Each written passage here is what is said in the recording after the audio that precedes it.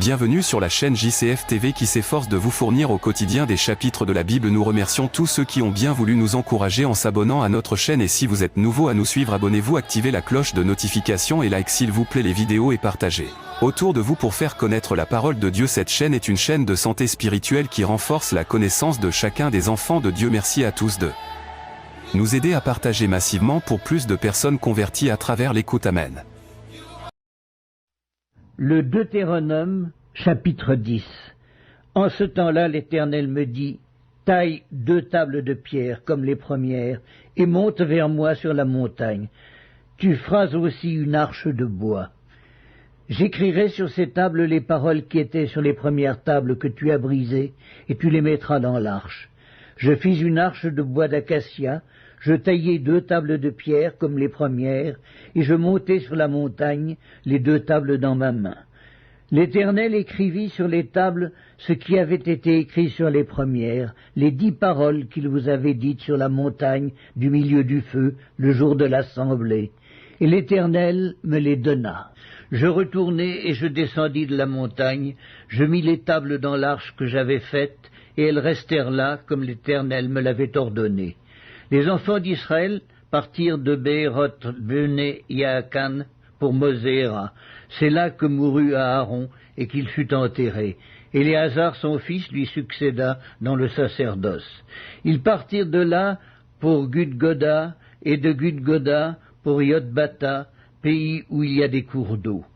En ce temps-là, l'Éternel sépara la tribu de Lévi et lui ordonna de porter l'arche de l'alliance de l'Éternel, de se tenir devant l'Éternel pour le servir et de bénir le peuple en son nom, ce qu'elle a fait jusqu'à ce jour. C'est pourquoi Lévi n'a ni part ni héritage avec ses frères. L'Éternel est son héritage, comme l'Éternel ton Dieu le lui a dit. Je restai sur la montagne comme précédemment 40 jours et 40 nuits. L'Éternel m'exauça encore cette fois, l'Éternel ne voulut pas te détruire. L'Éternel me dit, « Lève-toi, va, marche à la tête du peuple, qu'ils aillent prendre possession du pays que j'ai juré à leur père de leur donner. » Maintenant, Israël, que demande de toi l'Éternel ton Dieu, si ce n'est que tu craignes l'Éternel, ton Dieu, afin de marcher dans toutes ses voies, d'aimer et de servir l'Éternel ton Dieu de tout ton cœur et de toute ton âme.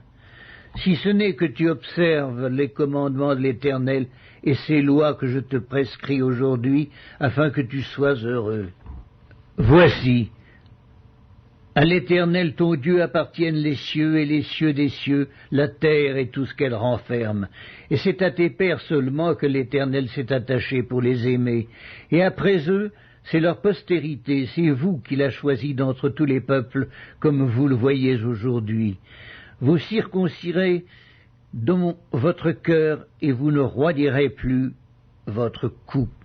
Car l'Éternel, votre Dieu, est le Dieu des dieux, le Seigneur des seigneurs, le Dieu grand, fort et terrible, qui ne fait point acception de personne et qui ne reçoit point de présent, qui fait droit à l'orphelin et à la veuve, qui aime l'étranger et lui donne de la nourriture et des vêtements. Vous aimerez l'étranger, car vous avez été étrangers dans le pays d'Égypte. Tu craindras l'Éternel ton Dieu, tu le serviras, tu t'attacheras à lui, et tu jureras par son nom. Il est ta gloire, il est ton Dieu, c'est lui qui a fait au milieu de toi ces choses grandes et terribles que tes yeux ont vues. Tes pères descendirent en Égypte au nombre de 70 personnes, et maintenant l'Éternel ton Dieu a fait de toi une multitude pareille aux étoiles des cieux.